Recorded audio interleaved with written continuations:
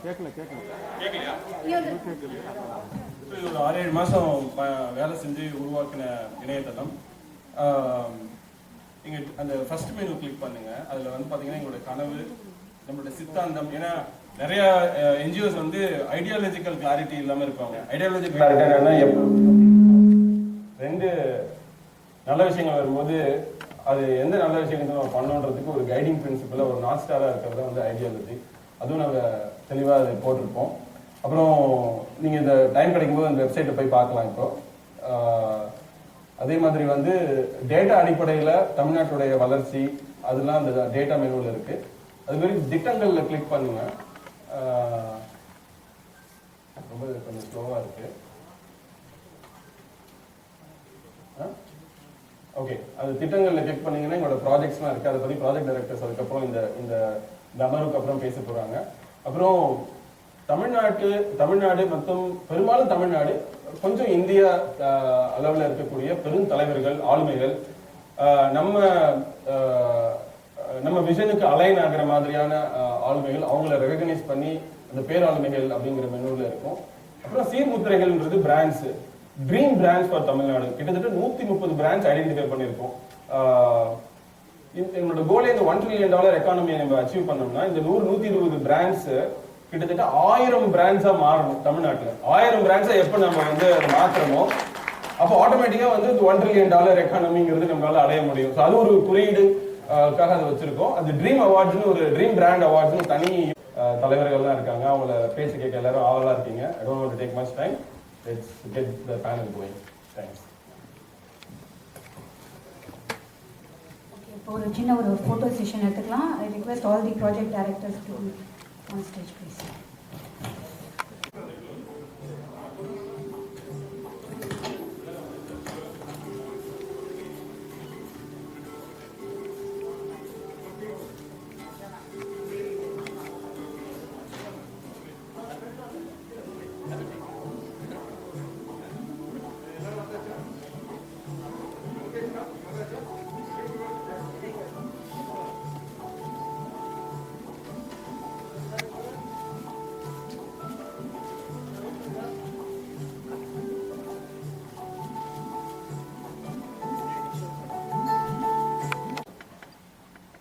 என்னும் இந்த புதிய அமைப்பை தொடங்கும் நிகழ்வில் ஒருங்கிணைக்கப்பட்டிருக்கிற இரண்டாவது அமர்வில், அரசியல் அமர்வில் பங்கேற்று சிறப்புரை வழங்கவிருக்கிற நாடாளுமன்ற உறுப்பினர், திராவிட முன்னேற்றக் கழகத்தின் முன்னணி தலைவர்களுள் ஒருவர், கவிஞர் கனிமொழி அவர்களே, காங்கிரஸ் பேரியக்கத்தை சார்ந்த நாடாளுமன்ற உறுப்பினர் தோழர் ஜோதிமணி அவர்களே, இந்த நிகழ்வில் பங்கேற்று இதனை சிறப்பித்துக் கொண்டிருக்கிற பல்வேறு அமைப்புகளை சார்ந்த முன்னணி ஆளுமைகளே, இந்த நிகழ்வில் பங்கேற்று பெருங்கனவோடு, மாபெரும் கனவோடு பங்கேற்று இதனை சிறப்பித்துக் கொண்டிருக்கிற தமிழ் சொந்தங்களே, உங்கள் அனைவருக்கும் என்னுடைய பணிவார்ந்த வணக்கத்தை தெரிவித்துக் கொள்கிறேன். தவிர்க்க இயலாத நிலையில் சற்று முன்னதாக நான் உரையாற்றிவிட்டு விடைபெற விழைகிறேன். இடையிலேயே விடைபெறுவதற்காக பொறுத்தருள வேண்டுகிறேன். நன்றியை காணிக்கையாக்குகிறேன். $1 மில்லியன் என்று அடிக்கடி பேசுவதுண்டு. ஏதாவது முக்கியமான ஒரு வினாவை எழுப்பினால் இது $1 மில்லியன் கொஸ்டின் என்று சொல்வார்கள். ஆனால் இந்த கனவு $1 ட்ரில்லியன் கனவு, பெருங்கனவு, மாபெரும் கனவு. தமிழகத்தின் ஜிடிபி 260 பில்லியன் என்று இருக்கிற இந்த நிலையில் அதை ஒரு 10 ஆண்டிலோ 2 பத்தாண்டுகளிலோ $1 டிரில்லியன் வேண்டும் என்கிற மாபெரும் கனவுகளோடு பெரும் முயற்சியை முன்னெடுத்திருக்கிற பெரும் முனைப்பை கொண்டிருக்கிற உங்கள் அனைவரையும் நான் நெஞ்சார பாராட்டுகிறேன். என்ன பேச வேண்டும் என்பதையும் எனக்கு குறிப்பாக தந்திருக்கிறீர்கள். குறிப்பாக சமூக நீதி தொடர்பாக கருத்துக்களை பகிர்ந்து கொள்ள வேண்டும் என்பது உங்களுடைய கட்டளை.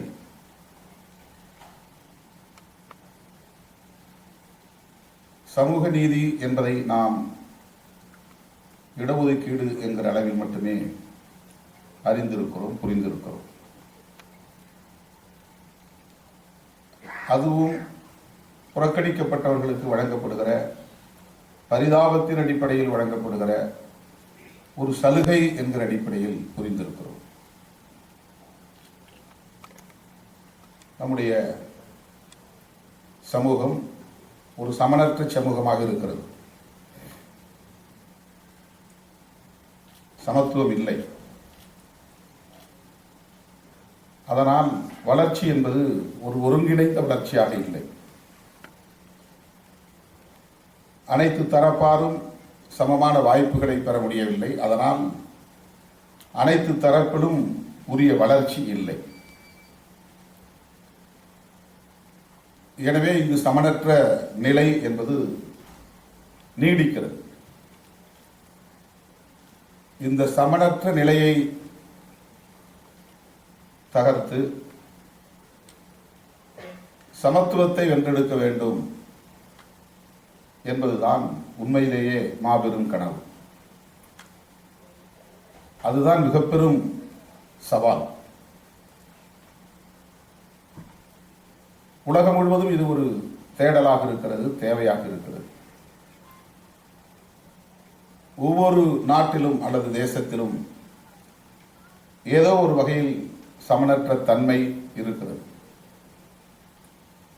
இந்திய சமூக கட்டமைப்பில் அது வெகுவாக இருக்கிறது. மிக பெரும் இடைவெளியை கொண்டிருக்கிறது. ஆணுக்கும் பெண்ணுக்கும் மிக பெரும் இடைவெளி இருக்கிறது.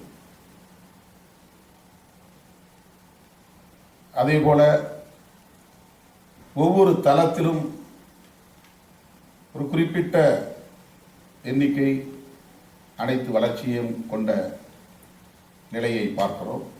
பெரும்பான்மையான உழைக்கும் மக்கள் அடிப்படை வசதிகளை கூட பெற முடியாத, உரிய தேவைகளை கூட எட்ட முடியாத அளவுக்கு பின்தங்கி இருப்பதை பார்க்கிறோம். இந்த இன்இக்வாலிட்டி என்கிற இந்த சமனற்ற தன்மையை சீர் செய்வது எங்கிருந்து தொடங்குகிறது என்றால் சமூக நீதியிலிருந்து தொடங்குகிறது. எனவே சமூக நீதியை கருத்தியல் சார்ந்து புரிந்து கொண்டால் நாம் இந்த கனவை எல்லாம் நனவாக்க முடியும். சமனற்ற சமூக கட்டமைப்பில் ஒருவன் கல்வி பெறுவது அவன் சார்ந்த குடும்பம் என்கிற ஒரு வளர்ச்சியை மட்டுமே தரும். சமனற்ற சமூக கட்டமைப்பில் ஒருவன் தொழிலதிபராக வளர்ச்சி அடைவது அவனும் அவன் சார்ந்த உறவுகளும் வளர்ச்சி அடைவதற்கான வாய்ப்பை தரும். சமனற்ற சமூக கட்டமைப்பில் ஆங்கொன்றும் இங்கொன்றும் என்கிற அடிப்படையில் பெண்கள் வாய்ப்பை பெற்றால் அதுவும் தனிநபர்களின் வளர்ச்சியாக மட்டுமே அமையும். எனவே இந்த சமனற்ற சமூக கட்டமைப்பில் சமத்துவத்தை உருவாக்குவதற்கான ஒரு பொதுவான புரிதல் என்பது தேவைப்படுகிறது. அனைத்து தளத்திலும் அந்த புரிதல் தேவைப்படுகிறது. அது பொருளாதார தளமாக இருந்தாலும், அரசியல் தளமாக இருந்தாலும், சமூக தளமாக இருந்தாலும், பண்பாட்டு தளமாக இருந்தாலும், அனைத்து தளங்களிலும் சமூக நீதி தொடர்பான ஒரு பொது புரிதல் என்பது தேவை. இல்லை என்றால் அது ஒரு வளர்ச்சியாக இருக்காது, வீக்கமாக இருக்கும். எக்கனாமிக்கல் ஜஸ்டிஸ் என்பது இங்கே விவாதிக்கப்படவில்லை. பொலிட்டிக்கல் ஜஸ்டிஸ் என்பதும் கூட முன்னுரிமை அளிக்கப்படக்கூடிய நிலையில் இல்லாமல் சோசியல் ஜஸ்டிஸ் என்பது மட்டும் இங்கே முக்கியத்துவம் தரக்கூடியதாக மாறியிருக்கிறது. நம்மை விட ஜாம்பவான்கள், பண்டிட் ஜவஹர்லால் நேரு காலத்தில் இருந்த சமகால தலைவர்கள், பேராளுமை மிக்க தலைவர்கள், புரட்சியாளர் அம்பேத்கர் காலத்தில் இந்த விவாதம் நடைபெற்றது. அவர்கள் பொருளாதார அடிப்படையிலான நீதியை பற்றி ஏன் பேசவில்லை? பேசினார்கள். ஏன் அதை நடைமுறை கொண்டு வரவில்லை? சோசியல் ஜஸ்டிஸ் என்பது மட்டும் எப்படி நடைமுறைக்கு வந்திருக்கிறது என்றால், சமத்துவத்தின் மீது நம்பிக்கையுள்ள தலைவர்கள் அதில் ஒரு புரிதலை பெற்று இதுதான் இந்த சமனற்ற சமூக கட்டமைப்பை சமன் செய்வதற்கான வழிமுறை என்பதை உணர்ந்து அதை முன்னெடுத்தார்கள். நடைமுறைப்படுத்த உரிய வழிவகைகளை கண்டார்கள். எனவே சமூக நீதி என்பதை பரந்துபட்ட பார்வையில் அணுக வேண்டிய ஒன்று என்பதை நாம் புரிந்து கொள்ள வேண்டும். சமத்துவம் தேவை என்கிற அந்த தொலைநோக்கு பார்வையில் இருந்து புரிந்து கொள்ள வேண்டும். எல்லா வாய்ப்புகளும் ஆண்களுக்கு பெண்களுக்கு அங்கொன்றும் இங்கொன்றும் என்றால் அந்த சமூக நீதி வெற்றி பெறாது. அந்த சமூக நீதி வெற்றி பெறாது. எல்லா வாய்ப்புகளும் ஒரு குறிப்பிட்ட மொழியை பேசுவோருக்கே என்றால் இந்த தேசத்தில் சமூக நீதி வெற்றி பெறாது. ஒரு குறிப்பிட்ட மதத்தை சார்ந்தவர்களுக்கே அனைத்து வாய்ப்புகளும் என்று பெரும்பான்மை வாதத்தை உயர்த்தி பிடித்தால் சமூக நீதி வளர்ச்சி அடையாது. ஜனநாயக கூறுகளுள் பெரும்பான்மை என்பதும் முக்கியமானது. ஆனால் சிறுபான்மையினரை அல்லது புறக்கணிக்கப்பட்டவர்களை, வஞ்சிக்கப்பட்டவர்களை, கவனிக்கப்படாத விளிம்பு நிலை மக்களை இணைத்து பார்க்க வேண்டும் என்பதுதான் ஜனநாயகத்தின் முக்கியமான கூறு. இன்க்ளூசிவ்னஸ் என்பதுதான் ஜனநாயகத்தின் மிக முக்கியமான கூறு. நாம் எல்லோரும் சிறுபான்மையினருக்காக குரல் கொடுத்தால் உடனே இவர்கள் முஸ்லிம்களின் கைக்கூலிகள், கிறிஸ்தவர்களின் கைக்கூலிகள் என்று மதவாத சக்திகள் விமர்சனம் செய்கிறார்கள். சிறுபான்மையினர் என்றால் மத அடிப்படையில் மட்டுமல்ல, மொழி அடிப்படையிலும் சிறுபான்மையினர் உண்டு, இன அடிப்படையிலும் சிறுபான்மையினர் உண்டு, கிராம அடிப்படையில் பார்த்தால் சாதி அடிப்படையிலும் சிறுபான்மையினர் உண்டு. அவர்கள் புறக்கணிக்கப்பட ஒரு இன்இக்வாலிட்டி என்பது தொடர்ந்து தக்க வைத்துக் கொண்டே இருக்கக்கூடிய நிலை உருவாகும். பெரும்பான்மை சமூகம்தான் நாடாள வேண்டும், பெரும்பான்மை சமூகம்தான் ஆட்சி அதிகாரத்தில் இருக்க வேண்டும், பெரும்பான்மை சமூகம்தான் சட்டங்களை இயற்ற வேண்டும், பெரும்பான்மை சமூகம்தான் திட்டங்களை தீட்ட வேண்டும், பெரும்பான்மை சமூகம்தான் தொழில் வளத்தில் முன்னணியில் இருக்க வேண்டும். ஏனென்றால் நாங்கள் பெரும்பான்மை, எனவே நாங்கள் தான் ஆளுவோம், மற்றவர்கள் எல்லாம் எங்களுக்கு கீழே கட்டுப்பட்டு இருக்க வேண்டும் என்றால் அவர்கள் சமூக நீதி பார்வை இல்லாதவர்கள் என்றுதான் பொருள். சமத்துவ சிந்தனை இல்லாதவர்கள் என்றுதான் பொருள்.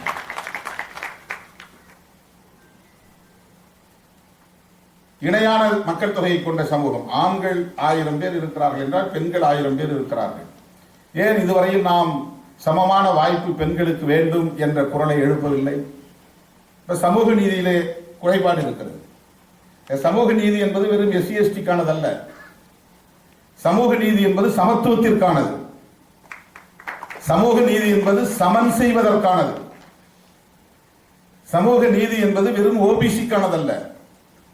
OBC சமூகங்களை சார்ந்தவர்கள் நீண்ட காலம் கல்வி மறுக்கப்பட்டவர்கள், வேலை வாய்ப்பு மறுக்கப்பட்டவர்கள், அதிகாரம் மறுக்கப்பட்டவர்கள். எனவே அவர்கள் அதிகாரத்தை நுகர முடியாமல் எங்கோ கிடக்கிறார்கள். அதிகார மையத்தை நோக்கி வர முடியாமல் விளிம்பு நிலையில் கிடக்கிறார்கள். ஆக அதிகார மையத்திற்கும் அவர்கள் இருப்புக்கும் இடைவெளி மிகப்பெரிய இடைவெளியாக இருக்கிறது. அது ஒரு பவர் ஷேர், அதிகார நுகர்வு. கல்வி வேண்டும் என்றாலும் அதிகார நுகர்வு என்றுதான் பொருள். அதிகார நுகர்வுக்காகத்தான் கல்வி, அதிகார நுகர்வுக்காகத்தான் வேலை வாய்ப்பு, அதிகார நுகர்வுக்காகத்தான் பொருளாதார வளர்ச்சி. வெறும் பொருளாதார வளர்ச்சி என்பது வீடு கட்டுவதற்காக அல்ல, அதிகாரத்தை நுகர்வதற்காக, கார் வாங்குவதற்காக அல்ல, அதிகாரத்தை நுகர்வதற்காக. ஆகவே சமூக நீதியின் முக்கியமான வேலை டீசென்ட்ரலைசேஷன் ஆஃப் பவர், அதிகாரத்தை பரவலாக்கம் செய்ய வேண்டும் என்பதுதான் சமூக நீதியின் அடிப்படை.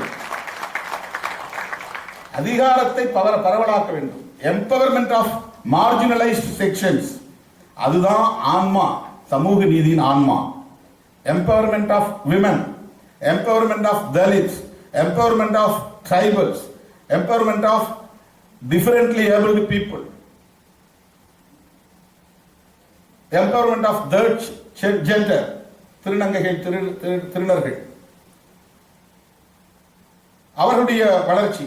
அப்படி சமூகத்தால் கவனிக்கப்படாதவர்களின் வளர்ச்சி, புறக்கணிக்கப்பட்டவர்களின் வளர்ச்சி, திட்டமிட்டே வஞ்சிக்கப்பட்டவர்களின் வளர்ச்சி, அவர்களுக்கான வாய்ப்பை வழங்குவதற்கு திறக்கப்படுகிற ஒரு கதவுதான் அல்லது திறவுகோல் தான் சோசியல் ஜஸ்டிஸ்.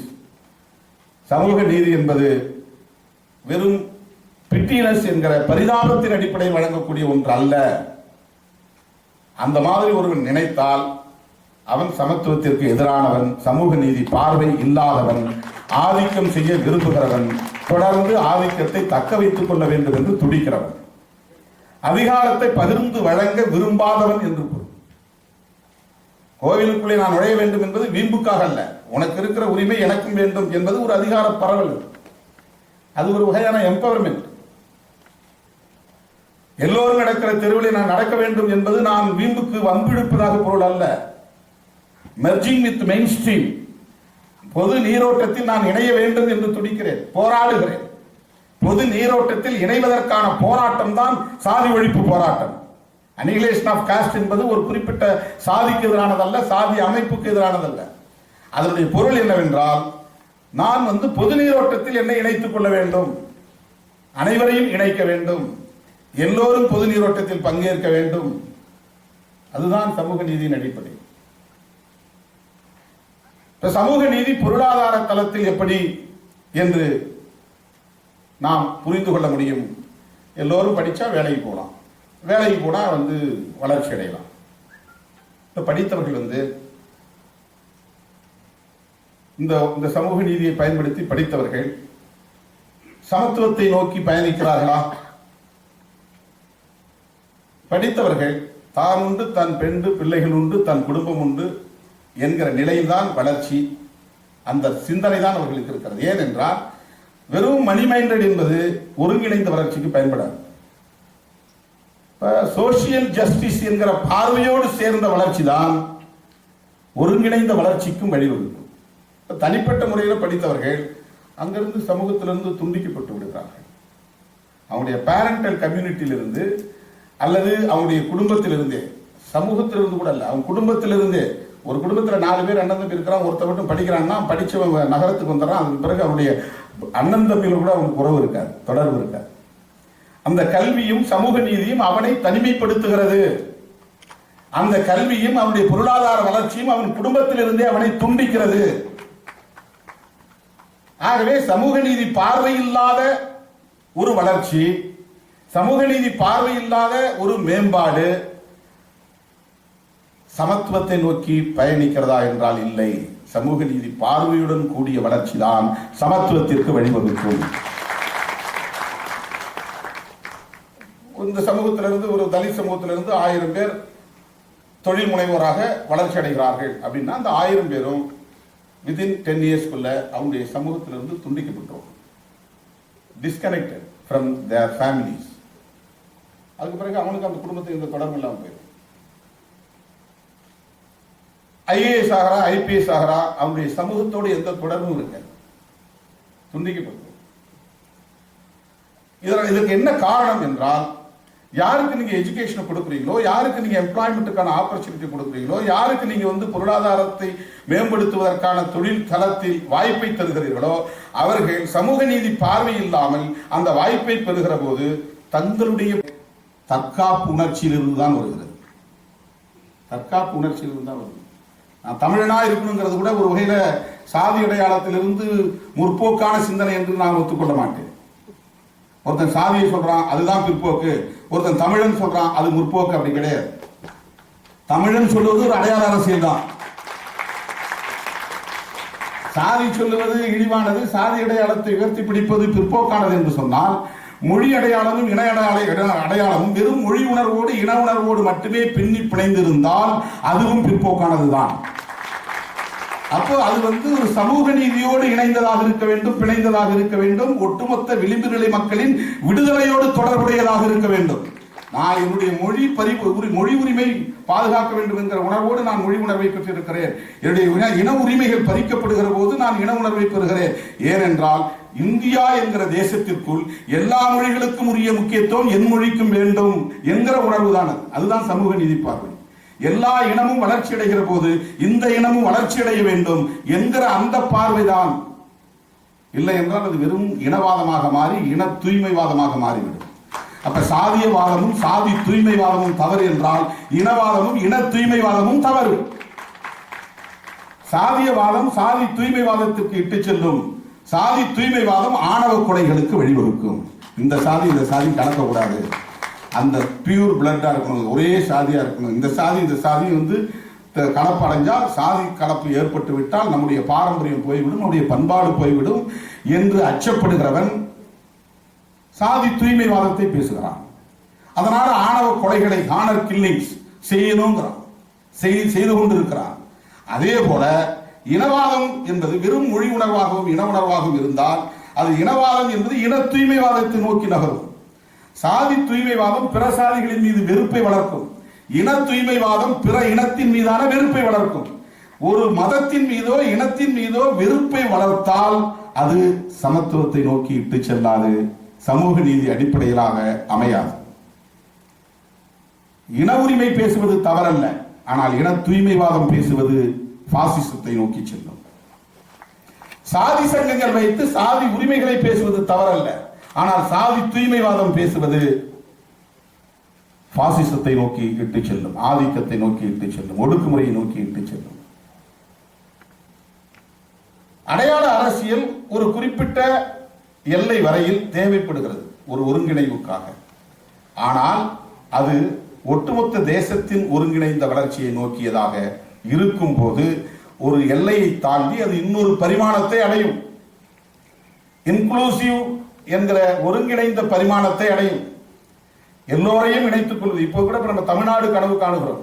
இந்த தமிழ்நாட்டுக்கு $1 trillion வரணும்னு சொன்னாக்க இது இந்திய தேசத்தோடு இணைந்த ஒன்றாக இருக்கிறது. தமிழ்நாடு இந்திய யூனியனோடு அரசியல் ரீதியாக பிணைந்த ஒன்றாக இருக்கிறது.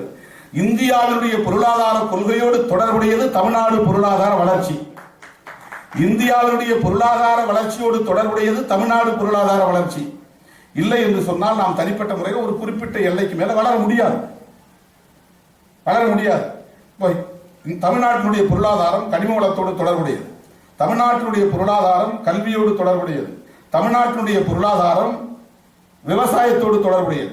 தமிழ்நாட்டினுடைய கனிம வளம் தொடர்பாக முடிவெடுக்கக்கூடிய அதிகாரம் இந்திய யூனியன் அதிகாரத்தோடு இருக்கிறது. தமிழ்நாட்டினுடைய இயற்கை வளத்து தொடர்பான முடிவு எடுக்கக்கூடிய அதிகாரம் இந்திய ஒன்றிய அரசோடு தொடர்புடையதாக இருக்கிறது. தமிழ்நாட்டினுடைய கல்வி தொடர்பான அதிகாரம் இந்திய யூனியன் கவர்மெண்டோடு தொடர்புடையதாக இருக்கிறது. எனவே நீங்க கல்வியை தவிர்த்து விட்டு, விவசாயத்தை தவிர்த்து விட்டு, தொழில் வளத்தை தவிர்த்து விட்டு, கனிம வளத்தை தவிர்த்து விட்டு தமிழ்நாட்டினுடைய பொருளாதார வளர்ச்சியை தனிப்பட்ட முறையிலே $1 trillion என்கிற அளவுக்கு எப்படி உயர்த்த முடியும்? இந்திய அரசாங்கத்தினுடைய தொடர்பில்லாமல், இந்திய அரசாங்கத்தினுடைய துணை இல்லாமல், இந்திய அரசாங்கத்தினுடைய பொருளாதார கொள்கையோடு தொடர்பில்லாமல் அதை செய்ய முடியாது. தமிழ்நாட்டுக்குள்ளே இருக்கிற அத்தனை கனிம வளங்களையும் ஆதிக்கம் செய்யக்கூடிய அதிகாரம் என்பது இந்திய யூனியனோடு தொடர்புடையதாக இருக்கிறது. இங்க அவன் ட்ரில்லிங் பண்ணி கீழே இருக்கக்கூடிய ஒவ்வொன்றையும் எடுக்கிற அதிகாரம் தமிழ்நாட்டுக்கு கிடையாது, இந்திய அரசு தான் இருக்கு. அவன் முடிவெடுக்கிறான் வேளாண் சட்டங்களை. அந்த சட்டங்களை தாண்டி நாம் விவசாயத்தை இங்கே பெருக்க முடியாது. உலக சந்தைக்கான தேவையைத்தான் இங்கே உற்பத்தி செய்ய வேண்டும், உள்ளூர் சந்தைக்கான தேவையை உற்பத்தி செய்ய முடியாது, பண்ண முடியாது. உலக சந்தைக்கு தேவையை பூர்த்தி செய்யக்கூடிய வகையில் தான் இங்கே தொழில் வளம் என்பதும் பெருகும். இங்க உருவாக்கக்கூடிய அவ்வளவு தொழில் முனைவோரும் கூட செய்ய கம்பெனி அதை உருவாக்க முடியாது. நீங்க உலக சந்தைக்கான தேவையை தான் உற்பத்தி செய்ய முடியும். ஒரு அவுட் சோர்சிங் கம்பெனியா கூட நீங்க அயல் நாடுகளுக்கு வேலை செய்து தரக்கூடிய கம்பெனி தாங்க நீங்க உருவாக்க முடியும். அப்ப இந்திய அரசாங்கத்தினுடைய தொழில் கொள்கை எவ்வாறு இருக்கிறது, பொருளாதார கொள்கை எவ்வாறு இருக்கிறது என்பதையும் கருத்தில் கொண்டுதான் நாம் தமிழ்நாட்டு கனவையும் காண முடியும். எனவே இந்திய அரசாங்கத்தினுடைய கொள்கை கோட்பாடுகளில் சமூக நீதி என்பது எவ்வாறு இருக்கிறது? சமூக நீதி என்பது அதிகார பரவலோடு தொடர்புடையது என்பதை பொருத்தி பார்க்க வேண்டும். வெறும் கல்வி வேலைவாய்ப்பில் இருக்கிற இடஒதுக்கீடாக மட்டும் பார்க்கக்கூடாது. மதச்சார்பின்மை என்பது மதசார்பற்ற அரசு என்ற பொருளில் மட்டுமல்ல, செக்யூலரிசம் என்பது ஒரு சார்பின்மை என்று புரிந்து கொள்ள வேண்டும். மதசார்பின்மை என்றால் ஒரு பர்டிகுலர் கண்டென்ட்டுக்குள்ள நின்று போகுது. செக்யூலரிசம் என்பது ஒரு சார்பின்மை என்று புரிந்து கொண்டால் ஒரு மொழிக்கு மட்டுமல்ல, ஒரு இனத்துக்கு மட்டுமல்ல, ஒரு மதத்தை மட்டும் சார்ந்து இருக்கக்கூடாது. இப்ப இந்திய அரசாங்கங்கிறது ஒரு மொழிக்கு ஆதிக்கம் செலுத்தக்கூடிய ஒரு அரசாங்கத்தான். யாரா இருந்தாலும் எந்த ஆட்சி வந்தாலும் இந்தி தான். இப்ப சமஸ்கிருதத்தை இணைத்துக் கொள்கிறார்கள். அரசியலமைப்பு சட்டமே அதற்கு ஏற்ற வகையில் தான் திருத்தம் செய்யப்பட்டிருக்கிறது. ஒரு மொழி வளர்ச்சிக்கான வாய்ப்புகள் தான் அதிகமா இருக்கு. அதே மாதிரி ஒரே தேசம் ஒரே கலாச்சாரம்ங்கிற முழக்கத்தமையே வைக்கிறான் என்று சொன்னால், இங்கே பன்மைத்துவம் இருந்தால் நாடு பிற்காலத்தில் ஒரே தேசமாக இருக்காது. நாடு வேற தேசம் வேற, ரெண்டுக்கும் வித்தியாசம் இருக்கு. தமிழ்நாடு நாம் சொல்றோம், இந்தியா என்பது ஒரு தேசமாக இன்னும் மாறவில்லை என்பதுதான் பிஜேபியுடைய எண்ணம். அதனால்தான் ஒரே தேசம் சொல்றாங்க. ஒரே தேசம்னா ஒரு மொழி தான் இருக்கணும், ஒரே தேசம்னா ஒரு கலாச்சாரம் தான் இருக்கணும், ஒரே தேசம்னா ஒரு இனம் தான் இருக்கணும், ஒரே தேசம்னா ஒரே ஆட்சி முறை தான் இருக்கணும், ஒரே தேசம்னா ஒரே கல்விக் கொள்கை தான் இருக்கணும். தமிழ்நாடுங்கிறது ஒரு தேசம், கேரளா என்பது ஒரு தேசம், கர்நாடகா என்பது ஒரு தேசம். அதனால்தான் அந்த தேசிய இனம் சொல்றோம். தமிழன் என்றால் தேசிய இனம், மலையாளி என்பது தேசிய இனம், கன்னடன் என்பது தேசிய இனம், இந்தியன் என்பது தேசிய இனம் அல்ல, நாட்டினம். இந்தியன் என்பது நாட்டினம், இந்தியன் என்பது தேசிய இனம் அல்ல. அப்ப பல தேசங்கள் ஒருங்கிணைந்த ஒரு நாடாக இது இருக்கிறது. பல தேசங்கள் ஒருங்கிணைந்த ஒரு நாடாக இருக்கிறது. இதை ஒரு தேசமாக மாற்ற வேண்டும், அதுதான் அவருடைய கனவு. அப்ப அந்த இடத்துல பன்மைத்துவம் அடிபடுகிறது. பன்மைத்துவத்தை மறுப்பது சமூக நீதிக்கு எதிரானது, பன்மைத்துவத்தை ஏற்பது சமூக நீதிக்கு ஆதரவானது. ஜனநாயக கூறுகள் அனைத்தும் சமூக நீதியை அடிப்படையாக கொண்டது. அதிகார பரவலாக்கம், இப்ப எல்லா மொழிக்கும் ஒரே மாதிரியான முக்கியத்துவத்தை தரு, எல்லா தேசிய இனத்துக்குமான உணர்வுகளை மதிக்க வேண்டும். அந்தந்த தேசிய இனம் தன்னுடைய தேவைகளை பூர்த்தி செய்து கொள்வதற்கான அதிகாரத்தை வழங்குவது. இப்ப கல்வி நீட்டுங்கிறத அவன் தான் கொண்டு வரான். தமிழ்நாடு அரசாங்கத்தாலேயோ அல்லது எந்த மாநில அரசாங்கத்தாலேயோ அதை எதிர்க்க முடியல, அதை கைவிட முடியல. விவசாய வேளாண் சட்டங்களை அவன் கொண்டு வரான். யூனியன்கிற ஒரே காரணத்தினால ஒரே தேசமா மாற்றணுங்கிறது அவனுடைய நோக்கம். ரீஜனல் பார்ட்டிஸ் இருக்கக்கூடாது, நேஷனல் பார்ட்டி தான் இருக்கணும். ரீஜனல் லாங்குவேஜஸ் இருக்கக்கூடாது, ஒரே லாங்குவேஜ் தான் இருக்கணும். மல்டிபிள் கல்ச்சர் இருக்கக்கூடாது, ஒரே கல்ச்சர் தான் இருக்கணும்.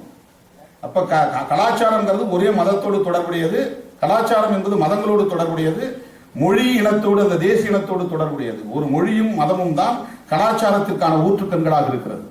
தமிழர்களுக்கும் ஒரு கலாச்சாரம் இருக்கு, மலையாளத்துக்கும் ஒரு கலாச்சாரம் இருக்கு, கன்னடத்துக்கும் ஒரு கலாச்சாரம் இருக்கு. அதே மாதிரி இந்துக்களுக்குன்னு ஒரு கலாச்சாரம் இருக்கு, கிறிஸ்தவர்களுக்கும் ஒரு கலாச்சாரம் இருக்கு.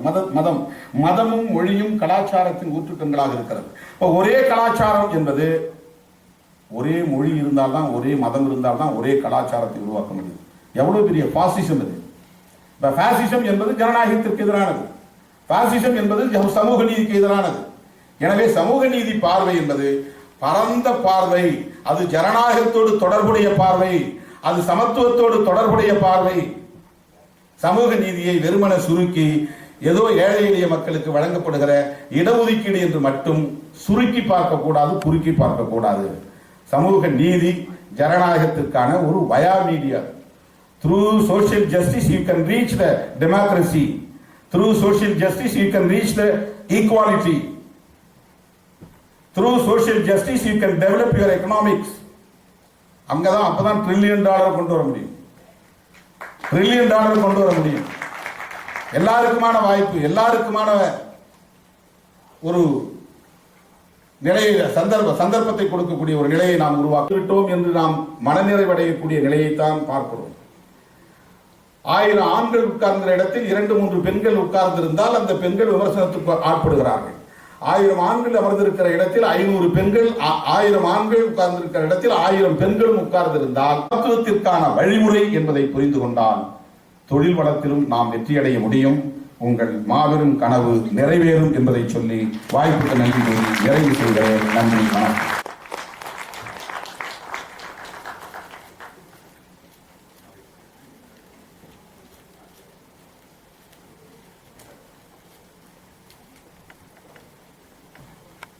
நான் நினைக்கிறேன் இயக்கத்தை நடத்தி கொண்டிருக்கும் நண்பர்களே, எனக்கு அடுத்த அமர்வில் பேச இருக்கின்ற நண்பர்களே, சகோதர சகோதரிகளே, அனைவருக்கும் எனது வணக்கத்தை தெரிவித்துக் கொள்கிறேன்.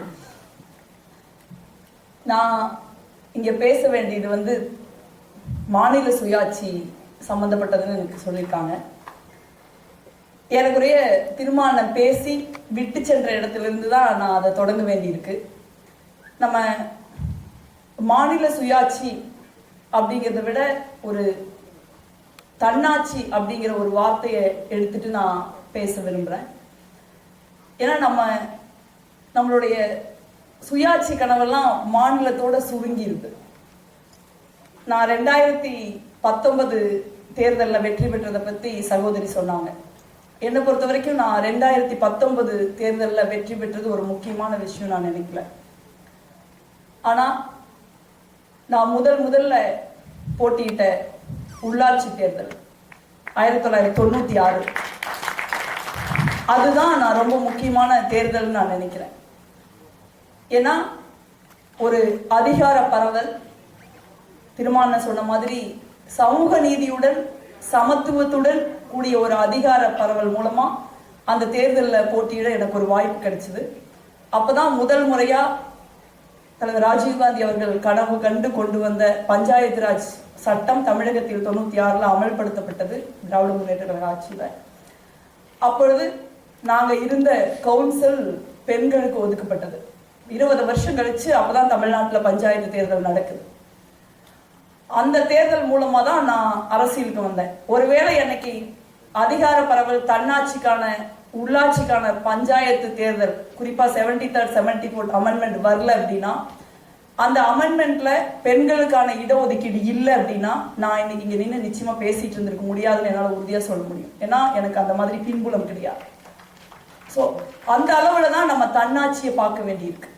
தன்னாட்சிங்கிறது நம்ம நிறைய 73 74வது சட்ட திருத்தத்தை ஒட்டி உள்ளாட்சி அமைப்புகளுக்கான தன்னாட்சியோ இல்லை மாநிலத்துக்கான சுயாட்சியோ தான் நம்ம பேசுறோம். குறிப்பா தமிழகத்தை பொறுத்த வரைக்கும் மாநில சுயாட்சிங்கிற இடத்துலயே நம்மளுடைய தன்னாட்சிங்கிறது ஏறக்குறைய விவாதிக்கப்படாத, அதுக்கு மேல விவாதிக்கப்படாத ஒரு பொருளா இருக்கு. நீங்க 73 74 சட்ட திருத்தத்திற்கு முன்னாடியே அரசியல் சாசனத்தோட 9வது ஏ பிரிவு ரொம்ப தெளிவா சொல்றாங்க. 3 ஆட்சி முறைகள் இங்க இருக்கு. ஒண்ணு மத்திய அரசாங்கம், இன்னொன்னு மாநில அரசாங்கம், இன்னொன்னு உள்ளாட்சிகளுக்கான அரசாங்கம். 3 அரசாங்கமா தான் அரசியல் சாசனம், இந்தியாவுடைய அரசியல் அமைப்பை வகுக்குது. ஆனா காலப்போக்கில் நம்ம பார்த்தோம்னா உள்ளாட்சிகளுக்குடைய அதிகாரத்தை நம்ம மாநிலத்துக்கிட்ட ஒப்படைச்சிடறோம். மாநிலத்துக்குரிய அதிகாரத்தை மத்திய அரசாங்கங்கள் கொஞ்சம் கொஞ்சமா என்க்ரோச் பண்றதை பார்க்கிறோம். எல்லா அரசாங்கங்களும் பண்ணியிருக்காங்க. இன்னைக்கு இருக்கிற அரசாங்கம் ரொம்ப அதிகமா பண்றதை நம்ம பார்க்கிறோம். அதன் கட்டமைப்புகளை நம்ம மேம்படுத்துறது. 2வது அதை நம்ம பகிர்ந்து கொடுக்கிறது. இந்த ரெண்டுமே நீங்க சுயாட்சி இல்லைன்னா நீங்க நடக்க முடியாது. இப்போ 90களில் பார்த்தா ஒரு இன்ட்ரெஸ்டிங்கான விஷயங்கள் நடந்தது. நீங்க உலகமயமாக்கல், ஜனநாயகமயமாக்கல், நீங்க அதிகார பரவல், இந்த 3 ஒரே டைம்ல தொடங்குச்சு. ஆனா இன்னைக்கு குளோபலைசேஷன் இருக்கு. ஆனா அதிகார பரவலுக்கும் ஜனநாயகமாக்கலுக்கும் நம்ம போராட வேண்டி இருக்கு. இன்னைக்கு நம்ம போராட தான் வேண்டி இருக்கு. ஏன்னா இந்த ரெண்டும் அவ்வளவு சீக்கிரமா வராது. அதனால அதை போராடி தான் ஒவ்வொரு முறையும் பெற வேண்டி இருக்கு. மத்திய அரசாங்கங்கள் கிட்ட இருந்து மாநில அரசாங்கங்கள் போராடி மாநில சுயாட்சியை பெற வேண்டி இருக்கு. அதே போல மாநில அரசாங்கங்கள் இருந்து உள்ளாட்சி அமைப்புகள் போராடி உள்ளாட்சி அமைப்புகளுக்கான சுயாட்சியை பெற வேண்டி இருக்கு. உள்ளாட்சி அமைப்புகளிலிருந்து இருந்து மக்கள் போராடி கிராம சபைகள் மூலமா தன்னுடைய அதிகாரத்தை நிலைநிறுத்த வேண்டியிருக்கு. குறிப்பா நம்ம மாநில சுயாட்சின்னு பேசுறப்ப நம்ம எல்லாருக்கும் தெரிஞ்சுதான். குறிப்பா நம்ம ஒரு கொள்ளை நோய் டைம்ல இங்க பேசிட்டு இருக்கோம். இப்ப எல்லாத்தையும் மத்திய அரசாங்கம் தான் கட்டுப்படுத்தும் அப்படின்னா, எல்லாமே ஹெல்த் இருக்கு, எஜுகேஷன் இருக்கு, சில ஸ்டேட் விவசாயம் இருக்கு, ஸ்டேட் சப்ஜெக்ட்ல இருக்கு, கன்கரண்ட் லிஸ்ட்ல இருக்கு. ஆனா நீங்க ஒரு ஆக்சிஜன் சப்ளைல இருந்து, ஒரு தடுப்பு ஊசியில இருந்து நீங்க வந்து ஒரு ஒட்டுமொத்த சுகாதாரத்தையும் மத்திய அரசாங்கங்கள் கட்டுப்படுத்துவாங்க அப்படின்னா இன்னைக்கு வந்து பிணக்காடா ஒரு தேசம் எரிஞ்சிட்டு இருக்கிறது நம்ம பார்க்கிறோம். இது வந்து ஒரு துயரார்ந்த ஒரு எளிமையான உதாரணம். அதே மாதிரிதான் கல்வி. நீட்டுக்கு வந்து நம்ம மருத்துவத்துக்கு நீட் வந்துருச்சு, நிறைய பேர் மருத்துவம் படிக்க முடியாத ஒரு சூழல் இருக்கு. இன்னைக்கு நர்சிங்க்கு நீட் வந்துருச்சு, இனிமே நிறைய பேர் நர்சிங் படிக்க முடியாத ஒரு சூழல் இருக்கு. ஏன்னா நிறைய ஏழை குடும்பத்தை சேர்ந்தவங்க தான் குறிப்பா பெண்கள் நர்சிங் படிப்பாங்க. இப்ப அவங்களுக்கு நீட்டு கோச்சிங் வைக்கிற அளவுக்கு அவங்களுக்கு வசதி இருந்தா அவங்க வேற கோர்ஸ் தேர்ந்தெடுக்க கூட வாய்ப்பு இருக்கு. சேவை அடிப்படையில் நர்சிங் படிக்கிறவங்களை தவிர தேவை அடிப்படையில் நர்சிங் படிக்கிறவங்க இன்னைக்கு அதிக பேர் இருக்காங்க. ஸோ இந்த மாதிரியான சூழல்ல நாளைக்கு வந்து அடுத்து வந்து நீங்க கலை அறிவியல் கல்லூரிகளுக்கு ஒரு பொது தேர்வுன்னு சொல்றாங்க. இதெல்லாம் வந்து ஒரு மாநில அரசாங்கம் தான் தன்னுடைய கலாச்சாரம், பண்பாடு, தன்னுடைய தேவை, தன் மாநிலத்தில் இருக்கிற தொழில் வளம், இதை பொறுத்துதான் ஒரு மாநில அரசாங்கம் தீர்மானிக்கிறது தான் சரியா இருக்கும். நான் கரூரை ரெப்ரசென்ட் பண்றேன், ஒரு 4th largest எக்ஸ்போர்ட் இந்த கண்ட்ரி. இப்போ வந்து கரூர்ல ஒரு பாடத்திட்டம் உருவாகுது, இல்லை தமிழ்நாட்டில் ஒரு பாடத்திட்டம் உருவாகுது அப்படின்னா அது வந்து நீங்க எல்லா விதமான பாடத்திட்டங்களும் உள்ளடங்கி இருக்கிறப்ப அந்த இண்டஸ்ட்ரியோடைய தேவைகளையும் கருத்தில் கொண்டு அந்த பாடத்திட்டத்தை உருவாக்குறது ஒன்றும் தவறு இல்லைன்னு நினைக்கிறேன். அது வந்து ஒரு இண்டஸ்ட்ரிக்கு வந்து மாணவர்களை அடிமையாக்குறது ஆகாது, இன்னும் அவங்களுக்கு ஒரு அதிக எக்ஸ்போஷர் கொடுக்கறதா தான் இருக்கும். ஸோ அந்த அடிப்படையில நீங்க வந்து கல்வியை வந்து நீங்க மாநில அரசாங்கங்கள் எடுக்கிறது தான் கரெக்டா இருக்கும். அதுக்கு கீழே பஞ்சாயத்து ராஜ் சட்டம் என்ன சொல்றாங்கன்னு நம்ம தெளிவா பார்த்தோம்னா, அட்டவணை 11ல 29 விஷயங்களை வந்து அவங்க வந்து பஞ்சாயத்து அமைப்புகள் கொடுக்குறாங்க. அதுல ரொம்ப முக்கியமா ஆரம்ப கல்வி, தொடக்க கல்வி, நடுநிலை கல்வி வரைக்கும் வந்து நீங்க பஞ்சாயத்து ராஜ் கீழே தான் போகுது. அதே மாதிரி ஆரம்ப சுகாதார நிலையங்கள், மருந்தகங்கள் உட்பட்ட சுகாதாரம் சம்பந்தப்பட்ட விஷயங்கள் பஞ்சாயத்து ராஜுக்கு போகுது. மின்சார உற்பத்தி, மின்சார விநியோகம் வந்து பஞ்சாயத்து ராஜுக்கு போகுது. விவசாயம் பஞ்சாயத்து ராஜுக்கு போகுது. இந்த மாதிரி கல்வியோட ஒரு பகுதி பஞ்சாயத்து ராஜ் போகுது. இந்த மாதிரி அந்த 29 துறைகள்ல ஏறக்குறைய முக்கியமான துறைகளுடைய ஒரு பகுதி உள்ளாட்சி அமைப்புகளுக்கு கொடுக்கணும் சட்டம் சொல்லுது. அதே மாதிரி நகர்ப்புற உள்ளாட்சிகள்ல பாத்தீங்கன்னா 12வது அட்டவணைப்படி கிட்டத்தட்ட 18 துறைகள் வந்து நகராட்சி அமைப்புகளுக்கு கொடுக்கணும்னு சொல்லுது. ஆனா இன்னைக்கு அப்படி நடக்குதானா? கிடையாது. ஏன்னா இன்னைக்கு கேரளால வந்து நீங்க உள்ளாட்சி அமைப்புகளுக்கு கொடுக்கப்படுகிற நிதி வந்து 30%. நீங்க ஸ்டேட் ரெவென்யூல 30% வந்து உள்ளாட்சி அமைப்புகள் கொடுக்குறாங்க. அங்க மக்கள் திட்டம் சொல்லக்கூடிய பீப்புள் பிளான் வந்து ரொம்ப தீவிரமா அமல்படுத்தப்படுது, எந்த கட்சி ஆட்சியில் இருந்தாலும். இப்ப பல இடங்கள்ல வந்து நம்ம தமிழ்நாடு மாடல் ரொம்ப சிறந்த மாடல்னா கூட குறிப்பா உள்ளாட்சி அமைப்புகள், கல்வி, சுகாதாரம், இதுல வந்து நம்ம மாடல் சிறந்த மாடல்னா கூட கேரளா இன்னும் நம்மளோட ஒரு படி முன்னாடி இருக்காங்க. ஸோ அந்த அளவுல வந்து நீங்க வந்து டிஸ்ட்ரிபியூஷன் அங்க போகுது. முடிவெடுக்கிற அதிகாரம் மக்கள் கையில இருக்காங்க. முடிவெடுக்கிற அதிகாரம் மக்கள் கையில இருக்கு. மக்கள் உள்ளாட்சி அமைப்புகள் மூலமா மக்கள் தான் அந்த பீப்புள் பிளான் எடுக்கிறாங்க. ஒரு பெரிய பஞ்சாயத்து தலைவரோ இல்ல வந்து ஒரு ஊராட்சி ஒன்றிய கவுன்சிலரோ ஒரு மாவட்ட சேர்மனோ அந்த பீப்புள் பிளானை பண்ணிட முடியாது. மக்கள் கிராம சபை உட்கார்ந்துதான் அந்த பீப்புள் பிளானை பண்ணுது. ஒரு சுப்ரீம் கோர்ட் ஜட்ஜ்மெண்ட் இருக்கு, அவங்க சொல்றாங்க கிராம சபையுடைய அதிகாரம் என்பது லோக்சபாவுடைய அதிகாரத்துக்கு இணையானதுன்னு சொல்லி. நம்ம மாடல் வந்து ஒரு டாப் டவுன் மாடலா தான் இருக்கு. என்ன அரசியல் சாசனம் சொன்னாலும், என்ன மாதிரியான சட்டங்கள் இயற்றப்பட்டாலும், மாநில சுயாட்சிக்கான கோஷங்கள் ஒலிக்கிற நம்ம மாநிலத்தில் இருந்தே கூட நீங்க வந்து ஒரு பகுதி சுயாட்சி பத்தியுமே நம்ம பேசுறோம். ஆனா மக்களுக்கான சுயாட்சி மட்டும்தான் வந்து நீங்க வளர்ச்சியை முன்னெடுக்க முடியும். ஏன்னா தேவை அடிப்படையில தான் வந்து நீங்க வந்து ஒரு தொழிலோ இல்ல ஒரு கல்வியோ இல்ல ஒரு உள்கட்டமைப்போ இல்ல ஒரு சுகாதாரமோ உருவாக்க முடியும். எங்க ஊருக்கு என்ன தேவைன்னு சொல்லி எங்க ஊர்ல இருக்கிற மக்களுக்கு தான் ரொம்ப தெளிவா தெரியும். எங்க ஒன்றியத்துக்கு என்ன தேவை, எங்க ஊராட்சி ஒன்றியத்துக்கு என்ன தேவைங்கிற எங்க ஊராட்சி ஒன்றியத்தில் இருக்கிற மக்களுக்கு தான் தெளிவா தெரியும். அதை நான் 10 வருஷம் உள்ளாட்சி அமைப்புகளை 2 டேர்ம் இருந்திருக்கேன். அதை வந்து நான் தெளிவா பார்க்க முடியும். நீங்க அதுல ரொம்ப முக்கியமான ஒரு விஷயம் பாத்தீங்கன்னா, இந்த மாதிரி அதிகார பரவல்ங்கிறது வெறும் எந்த விதமான திட்டங்களும் இல்லாம ஒரு சாதாரணமா ஒரு பொருளாதார அடிப்படையில் உருவாக்கின ஒரு நிதியை வந்து அதை நீங்க வந்து டீசென்ட்ரலைஸ் பண்றதோ, அதை பரவலாக்குறதோ, இல்லை ஒரு திட்டங்களை பரவலாக்குறதோ மட்டுமே வந்து நீங்க ஒரு மாநில சுயாட்சியோ இல்ல மக்களுடைய தன்னாட்சியோ இல்ல உள்ளாட்சியுடைய அதிகாரமோ இருக்க முடியாது. அந்த அதிகார பரவல்ங்கிறது திருமாவளவன் சொன்ன மாதிரி சமூக நீதியோட சேர்ந்துதான் வரும். சமூக நீதியை பிரிச்சுட்டு நீங்க வந்து எந்த விதமான அதிகாரத்தை பகிர்ந்து கொடுத்தாலும் அந்த அதிகாரத்தை ஏதோ ஒரு வகையில் ஏற்கனவே அனுபவிக்கிறவங்க, ஏற்கனவே கட்டுப்படுத்துகிறவர்கள், ஏற்கனவே அந்த அதிகாரம் தனக்கு மட்டுமே ஆனது நம்புறவங்க, அவர்கள் ஆண்களா இருக்கலாம் அல்லது வந்து உயர் சாதியை சேர்ந்தவர்களா இருக்கலாம், இல்லை வந்து சமூகத்துல வர்க்க ரீதியா வந்து பணக்காரர்களா இருக்கலாம். சோ இவங்க கையில தான் இன்னைக்கு வந்து அதிகாரத்துடைய பெரும்பகுதி குவிஞ்சு கிடக்கு. அப்ப அதிகார பரவலனோ சுயாட்சினோ வர்றப்ப இந்த அதிகாரத்தை சமூக நீதியை ஒட்டி ஒடுக்கப்பட்ட மக்கள் கையிலிருந்து கொடுத்தா மட்டும்தான், நீங்க ஒடுக்கப்பட்ட மக்கள்கிட்ட இருந்து அந்த திட்டங்களுக்கான நீங்க வரைபடத்தை நம்ம பெற்றால் மட்டும்தான் அது உண்மையான ஒரு ஜனநாயகமா இருக்க முடியும். இப்ப நம்ம பாக்குறோம், நம்ம எல்லாருக்கும் தெரிஞ்சதுதான், மேற்கத்திய நாடுகளுடைய ஜனநாயகம் நீங்க மக்களை பிரதிநிதித்துவப்படுத்துற ஜனநாயகமா இருக்குது. அவங்க தேர்தல் முறைகள்ல இருந்தே நிறைய மாற்றங்கள் இருக்குதுன்னா கூட நீங்க தேர்தல் முறைகள்ல இருந்தே பெரும்பகுதி மக்கள் பிரதிநிதித்துவப்படுத்துற ஜனநாயகமா இருக்கு.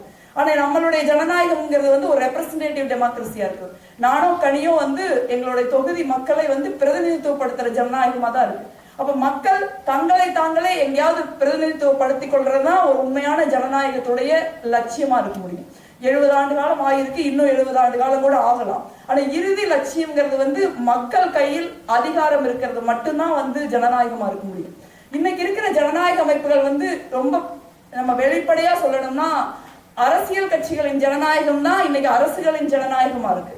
அரசியல் கட்சிகளின் முடிவுகள் தான் இன்னைக்கு அரசாங்கத்தின் முடிவுகளா இருக்கு. சோ அதிகாரம் இங்க நம்ம எவ்வளவுதான் ஜனநாயகம் பத்தி பேசினாலும், அரசியல் சாசனம் 3 விதமான அரசுகளை பற்றி பேசினாலும், கிராம சபைகள் சட்ட புத்தகங்களில் இருந்தாலும், இன்னைக்கு இருக்கிற அதிகாரம்ங்கிறது குவிக்கப்பட்டு தான் இருக்கு.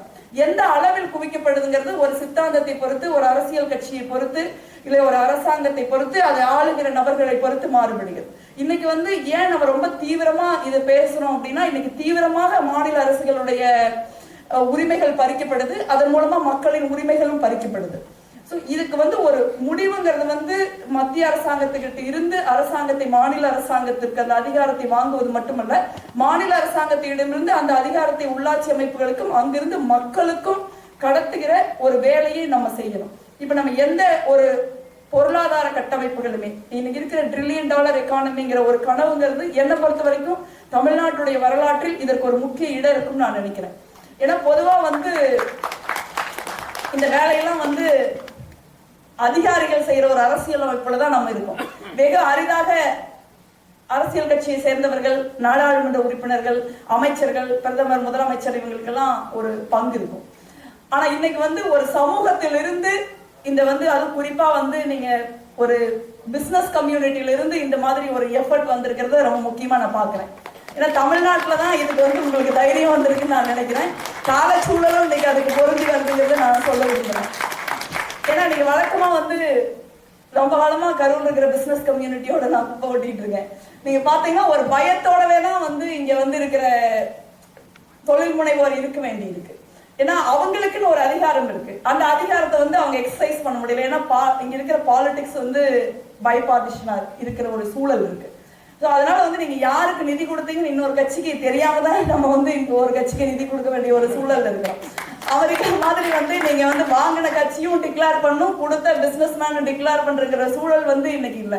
சோ இந்த மாதிரியான சங்கடங்கள், பயங்கள், தர்ம சங்கடங்களை எல்லாம் மீறி இன்னைக்கு ஒரு பிசினஸ் கம்யூனிட்டி கொண்டிருக்கக்கூடிய இந்த கூட்டத்திலே பங்கேற்று உரையாற்றி விடைபெற்று சென்றிருக்கக்கூடிய அண்ணன் தொல் திருமாவளவன் அவர்களே, மிக அழகான ஒரு உரையை ஆற்றி அமர்ந்திருக்கக்கூடிய தோழி ஜோதிமணி அவர்களே, இந்த ட்ரீம் தமிழ்நாடின் சிஇஓவாக செயல்பட்டு கொண்டிருக்கக்கூடிய சுரேஷ் சம்பந்தம் அவர்களே, நிகழ்ச்சியிலே பங்கேற்று கொண்டிருக்கக்கூடிய லதா பாண்டியராஜன் அவர்களே, டாக்டர் சிவராமன் அவர்களே, மரியாதைக்குரிய ஜெயரஞ்சன் அவர்களே, பத்ரி சேஷாத்ரி அவர்களே, பர்வீன் சுல்தானா அவர்களே,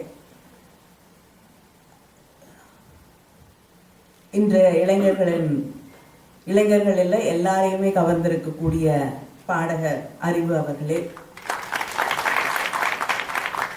நான் கூட அவருக்கு ஒரு பெரிய விசிறி தான்.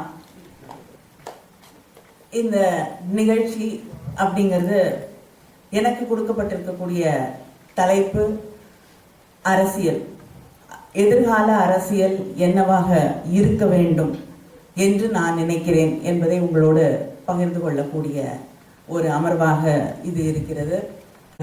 பகிர்வு அப்படிங்கிறது அதை தான் இதற்கு முன்னால் பேசிய அண்ணன் திருமாவளவன் அவர்களும் பேசும் பொழுது சமூக நீதி அதை பற்றி பேசினார். ஒடுக்கப்பட்டவர்களுடைய குரல் கேட்கப்பட வேண்டும், அவர்களுக்கு அதிகாரம் வந்து சேர வேண்டும் அப்படிங்கிறது தான் நினைத்து கொண்டிருக்கோ. அவர்களிடமிருந்து அதிகாரத்தை மறுபடியும் பறித்து அதை ஒருமுகமாக குவித்து வைத்துக் கொள்ளக்கூடிய ஒரு சூழலை மறுபடியும் இங்கே உருவாக்கி கொண்டிருக்கக்கூடிய ஒரு அரசியலை தான் நம்ம இன்று பார்த்து கொண்டிருக்கிறோம். அதிகார குவியல், எல்லாரையும் இந்த அதிகாரத்திற்கு வெளியிலே தள்ளி வைத்து விட வேண்டும். அந்த பகிர்வு என்பது மறுதளிக்கப்படக்கூடிய ஒரு நிலையை நாம் அரசியல்ல இன்னைக்கு பார்த்துட்டு இருக்கோம். அப்படி யாரையாவது சேர்த்துக்கணும் அப்படின்னா, திருமாவளவன் பேசும்பொழுது கூட குறிப்பிட்டு சொன்னார், ஒரு சமூகத்திலிருந்து, ஒடுக்கப்பட்ட சமூகத்திலிருந்து வரக்கூடியவர்கள் இன்னைக்கு படித்து வந்து விட்டால் அவங்களுடைய சமூகத்திலிருந்து தன்னை தனிமைப்படுத்திக் கொள்கிறார்கள். ஏன்னா சமூக நீதியை புரிந்து கொள்ளாத ஒரு வளர்ச்சியாக இருக்கிறது. ஆனால் இன்னொரு இடத்துல இருந்தும் அதை நம்ம பார்க்கணும். இந்த சமூகம் அவர்களிடம் அதைத்தான் எதிர்பார்க்கிறது. ஒரு ஒடுக்கப்பட்ட சமூகத்திலிருந்து ஒருவர் வேற ஒரு இடத்திற்கு வரும் பொழுது அவங்கள நம்ம ஏத்துக்கணும்னா, இல்லைன்னா மேல் ஜாதி ஆதிக்க ஜாதியினர் ஏற்றுக்கொள்ள வேண்டும் என்றால் அவர்கள் அவங்களுடைய அடையாளங்களை எல்லாம் துடைத்து எரிந்து விட்டு அந்த இடத்திற்கு வர வேண்டும் என்று எதிர்பார்க்கக்கூடிய சமூகமாக இந்த சமூகம் இருக்கிறது. என்னுடைய அடையாளங்களோடு நான் வரும்பொழுது, ஒரு இது மட்டும் இல்லை, ஒரு இஸ்லாமியரோ ஒரு கிறிஸ்தவரோ ஒரு இடத்திற்கு வரும்பொழுது அதை நாம் எதிர்பார்க்கிறோம். நம்ம அவங்களுக்கு கர்நாடக சங்கீதம் தெரியும்னா அதை கொண்டாடுறோம். அது யாருக்கு வேணாலும் எந்த இசையிலும் ஆர்வம் இருக்கலாம். அது ஆனா ஒரு மதம் சார்ந்த அந்த தாண்டல் வரும்பொழுது அதை இன்னும் அதிகமாக. அதனால நம்முடைய அடையாளங்களோடு இந்த சமூகத்திலே நமக்கு ஒரு இடம் இருக்க வேண்டும். ஆனா இந்த சமூகம் எதிர்பார்க்கிறது, ஒரு பெண்ணாக இருக்கும் பொழுது அந்த பெண் அவளுக்கான அடையாளங்கள், இல்லைன்னா சிறுபான்மையினத்தை சேர்ந்தவர்களாக இருந்தால் அவங்களோட அடையாளங்கள், இல்லை என்றால் ஒடுக்கப்பட்ட சமூகங்களிலிருந்து, பிற்படுத்தப்பட்ட சமூகங்களிலிருந்து வரும் பொழுது அந்த அடையாளங்களோடு அவர்களுக்கு வருவதற்கான அனுமதி கூட இன்னைக்கு அரசியல்லையோ பொது தளங்கள்லயோ இருக்கிறது இல்லை. இடங்களிலுமே இது குறுகி கொண்டு வரக்கூடிய ஒரு சூழலிலே அரசியல்ல இன்னும் அதிகமாக அதை நாம் ஒவ்வொரு நாளும் பார்த்து கொண்டிருக்கிறோம். எதிர்கால அரசியல் என்பது அது என்னுடைய கருத்து. நீங்க அதை ஏற்றுக்கலாம், ஏற்றுக்காம போகலாம். ஆனா அந்த கருத்தை எடுத்து வைப்பதற்கான அந்த அனுமதி, அந்த இடைவெளி, அந்த இடம் இன்னைக்கு அரசியலில் இல்லை. இப்படி எல்லாமே, அது ஜாதியாக இருக்கட்டும், மதமாக இருக்கட்டும், இல்லைன்னா அறிவியல் சார்ந்த கருத்துக்களாக இருக்கட்டும். பாராளுமன்றத்திலே ஜோதி அவர்கள் கூட இருந்தாங்கன்னு நினைக்கிறேன். ஒருவர் எழுந்து, ஒரு ஆளுங்கட்சியை சேர்ந்த ஒரு பிரதிநிதி எழுந்து ஒரு கருத்தை சொல்கிறார். அது என்னன்னா, பல பேர் குரங்கிலிருந்து மனிதர்கள் வந்தார்கள் என்று தவறாக சொல்கிறார்கள். படித்தவர், ஒரு அதிகாரியாக, அரசு அதிகாரியாக பணியாற்றியவர். தவறாக சொல்கிறார்கள், நம்ம எல்லாம் ரிஷிகள்ல இருந்து வந்தவங்க அப்படின்னு ஒரு கருத்தை எடுத்து வைக்கிறார். ஆனால் அந்த கருத்திற்கு ஒரு எதிர்கருத்தை எடுத்து வைப்பதற்கான ஒரு இடத்தை கூட இன்னைக்கு இருக்கக்கூடிய அரசியல்ல நாம் இல்லாமல் செய்து கொண்டிருக்கிறோம். இதை நாம் புரிந்து கொள்ள வேண்டும். இன்னைக்கு மத்திய அரசாங்கம் கிட்டத்தட்ட 3 ஆண்டுகள்ல 645 கோடி ஒதுக்கீடு செய்திருக்கிறது. எதுக்கு? சமஸ்கிருத வளர்ச்சிக்கு. இது அறிக்கையிலேயே பெண்களுக்கான 33% இடஒதுக்கீட்டை நாங்கள் தருவோம் என்ற வாக்குறுதியை கொடுத்துத்தான் 2 முறையும் ஆட்சிக்கு வந்திருக்கிறார்கள். ஆனா அந்த லிஸ்ட் ஆஃப் பில்ஸ், பிசினஸஸ் அப்படிங்கிறதுல கூட அந்த டிஸ்கஷனை கூட கொண்டு வரதற்கு அவர்கள் தயாராக இல்லை. இது எல்லா இடங்கள். ஏன்னா பெண்கள் அவங்க இருக்கிறதுக்கான அந்த அடையாளங்களை கூட இந்த சமூகம் ஏற்றுக்கொள்ள, அதிகாரத்தில் இருக்கக்கூடியவர்கள் ஏற்றுக்கொள்ள தயாராக இல்லை. இன்னைக்கு ஒரு ஃபார்மர், விவசாயி என்று நாம் பேசும் பொழுது நம் அத்தனை பேருடைய மனசிலும் ஒரு ஆண் தான் அங்கே நிற்கிறார்கள், இல்லையா? ஆனா இந்திய நாட்டை பொறுத்த வரைக்கும் 65% அக்ரிகல்ச்சரல் ஒர்க்கர்ஸா பணியாற்றி கொண்டிருக்கக்கூடியவர்கள் பெண்கள். ஆனா அவர்களுக்கான அங்கீகாரமோ ரெக்கக்னிஷனோ எதுவுமே கிடையாது இன்னைக்கு வரைக்கும்.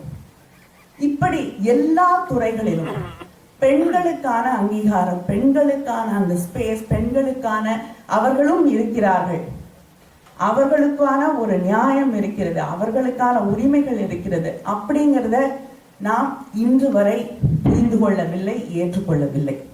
அதே போல மாற்றுத்திறனாளிகள், அவர்களுக்கு இன்னைக்கு நம்ம வந்து கோவிட்ல லாக்டவுன் அப்படின்னு சொல்லும் பொழுது வெளியில போக முடியல, நம்மால ஃப்ரீயா வெளியில மூவ் பண்ண முடியல, டிராவல் பண்ண முடியல அப்படிங்கிறதெல்லாம் நமக்கு வந்து ஒரு பெரிய டிப்ரெஷனை உருவாக்கக்கூடிய ஒரு விஷயமாக இருக்கு. ஆனால் இதுதான் வாழ்க்கை என்று வாழ்ந்து கொண்டிருக்கக்கூடிய ஒரு சமூகம் இந்த நாட்டில் ஒவ்வொரு நாளும் அவர்களுக்கு லாக்டவுன் தான் அப்படிங்கிறத நம்ம புரிஞ்சுக்கணும். எல்லா இடத்துலையும் அவங்க போக வேண்டிய ஹாஸ்பிட்டல்ஸ், பள்ளிக்கூடங்கள், எல்லா இடத்துலையும் அவங்களுக்கு ஹர்டில்ஸ், பேரியர்ஸ் எல்லா இடத்துலையும் இருக்கு. ஆனா அதை பற்றி நாம் சிந்திப்பதே கிடையாது. இதெல்லாம் விட்டுட்டு பெண்களை, ஒடுக்கப்பட்டவர்களை, வெவ்வேறு நம்பிக்கைகள் இருக்கக்கூடிய மதச்சார்பு உடைய மக்களை, டிரான்ஸ்ஜெண்டர்ஸை, டிஃப்ரெண்ட்லி ஏபிள் பீப்புள், இவங்க அத்தனை பேரையும் விட்டுட்டு ஒரு அரசியல் என்பது சாத்தியப்படக்கூடாது என்பதுதான் என்னுடைய கருத்து. எதிர்கால அரசியல் என்பது, அடுத்த தலைமுறைக்கான அரசியல் என்பது டிசென்ட்டை, கான்ஃப்ளிக்டை ஏற்றுக்கொள்ளக்கூடிய, வெவ்வேறு கருத்துக்களை ஏற்றுக்கொள்ளக்கூடிய, நாம் ஒரு விஷயத்தை வந்து ஏற்றுக்கொள்ள வேண்டும் அப்படிங்கிறது இல்லை, ஒரு கருத்தை ஏற்றுக்கொள்ள வேண்டும், அதை நம்ம அப்படியே வந்து ஒத்துக்கணும் அப்படிங்கிற அவசியம் கிடையாது. எனக்கும் உங்களுக்கும் கருத்து மாறுபாடுகள் இருப்பதற்கான அந்த உரிமை இருக்கிறது என்பதை புரிந்து கொள்ளக்கூடிய, அதை கொண்டாடக்கூடிய ஒரு அரசியல் இங்கே உருவாக வேண்டும். அதே போல ஜாதி அப்படிங்கிறத பேசுறது கூட இன்னைக்கு அந்த ஜாதிக்கு பின்னால் இருக்கக்கூடிய ஒடுக்குமுறைகள், வன்முறைகள், அரசியல், இதையெல்லாம் பேசக்கூடிய அந்த அந்த ஸ்பேஸை வந்து இன்னைக்கு இல்லாமையே செஞ்சுட்டு இருக்கோம் அப்படிங்கிறத நம்ம புரிஞ்சுக்கணும். இது வசதியா சில பேர் நினைச்சுக்கலாம், மற்றவங்களுக்கு தானே வலி, எனக்கு இல்லை இல்லையா, நான் அதை தாண்டி வந்துட்டேன், அதை தாண்டி ஒரு இடத்துல நான் வந்து இருக்கேன், அதனால இதை நாங்கள் கடந்து விட்டோம், அதனால அவங்களுக்கு அந்த உரிமை மறுக்கப்படுவது நியாயம் அப்படின்னு நினைக்கக்கூடிய இடங்கள்ல பல பேர் இருக்காங்க.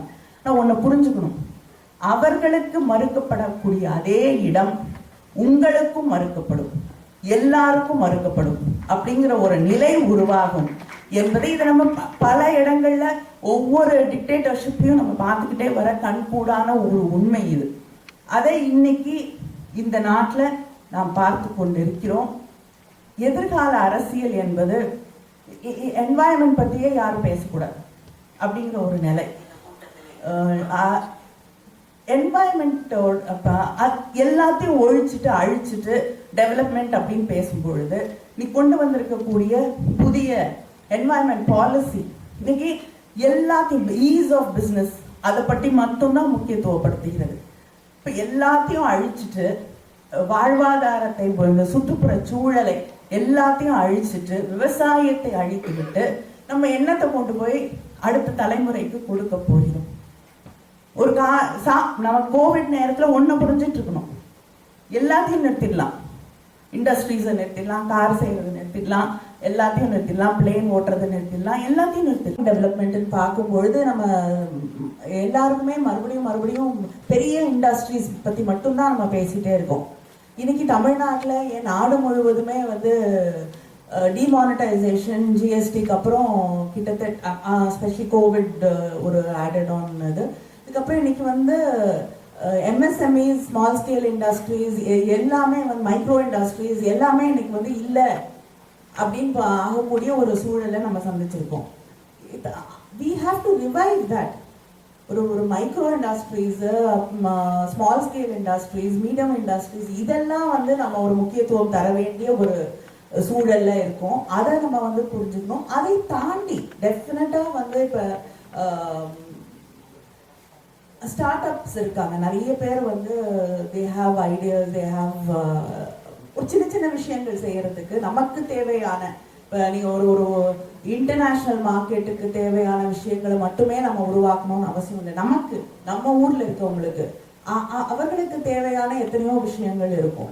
அதை செய்யறது இதெல்லாம் வந்து அரசாங்கம் வந்து ஊக்கப்படுத்த முடியும், அவர்களுக்கு உதவியாக நிற்க முடியும். Because you don't have to get in to only look at a global market.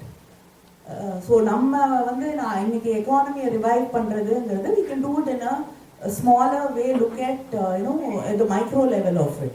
டெஃபினட்டாக அது பண்ண முடியும். அரசாங்கம் வந்து மாணவர்களுக்கான அரசியலுக்கு வந்து ஒரு அரசாங்கம் என்ன செய்ய முடியும்னு தெரியல. பட் டெஃபினெட்லி இந்த mind set has to change.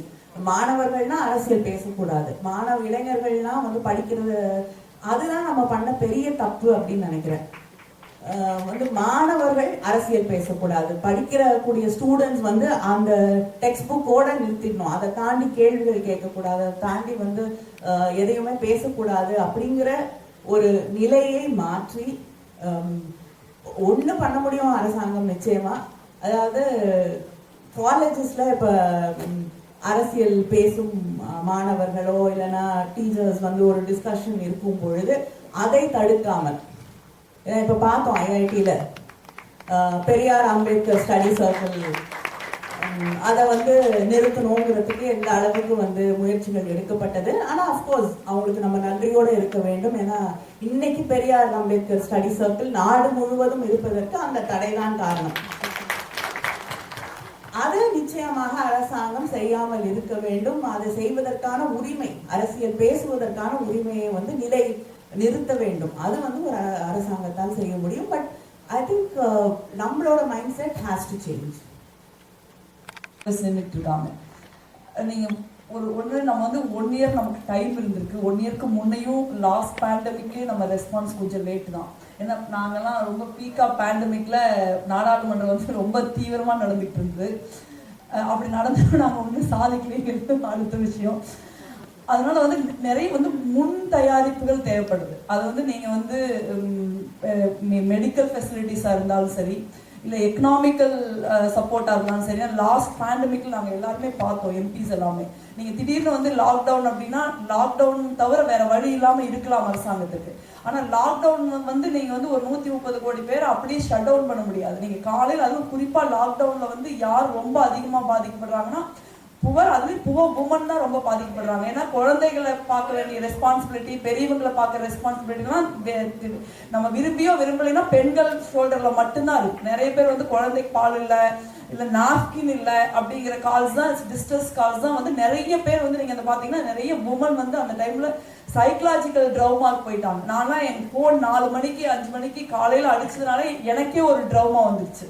So அந்த அளவுக்கான ஒரு சுச்சுவேஷன் இருக்கு. நிச்சயமா அரசாங்கம் வந்து ஹெல்ப் பண்ணாம ஒரு அரசியல் கட்சிகளோ எம்பிகளோ எம்எல்ஏக்களோ வி டிட் அவர் பெஸ்ட். போன டைம் எல்லாமே நாங்கள் எல்லாம் ரெஸ்பெக்டிவா party I think most of us responded தான் நான் நினைக்கிறேன்.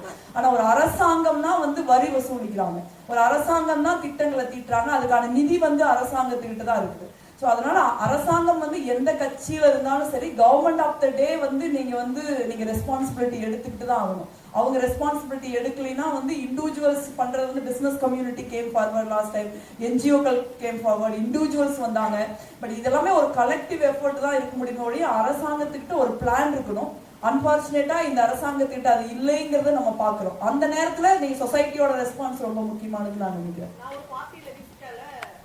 பிரச்சனை ஃபர்ஸ்ட் கரூர்ல வந்து, அதுக்கப்புறம் அன்னைக்கு தமிழ்நாடு கவர்மெண்ட் வந்து யாருமே சாப்பாடு கொடுக்கூடாதுன்னு சொன்னாங்க. அதுக்கப்புறம் திமுக கோர்ட்டுக்கு போய் அதுக்கப்புறம் கோர்ட் தலையிட்டு யார் வேணாலும் சாப்பாடு கொடுக்கலாங்கிற மாதிரி இருந்தது. இந்த ஒரு துரதிருஷ்டவசமா அந்த கொள்ளை நோய் டைம்ல கூட வந்து எல்லா கட்சியும் சேர்ந்து தான் வேலை செய்யணும். கவர்மெண்ட், எதிர்கட்சி, ஆளுங்கட்சி எல்லாரும் அவங்கவுங்க கான்ட்ரிபியூட் பண்ணலாம். Most of the owners government இருந்தாலும் கான்ட்ரிபியூட் பண்றவங்களை வந்து நம்ம தடுத்தது லாஸ்ட் டைம் நடந்தது. ஐ திங்க் மே 2ஆம் தேதிக்கு அப்புறம் அப்படி நடக்காதுன்னு நான் உறுதியா நம்புறேன். Thank you so much. நேரத்தை கருத்தில் கொண்டு இந்த அரசியல் அமர்வை முடித்துக் கொள்கிறோம். ஏன்னா அடுத்த ஒரு அமர்வும் நம்ம துவங்க வேண்டும். அதனால அரசியல் அமர்வுக்கு வந்த சிறப்பு விருந்தினர்களுக்கு எங்களுடைய மனமார்ந்த நன்றிகள்.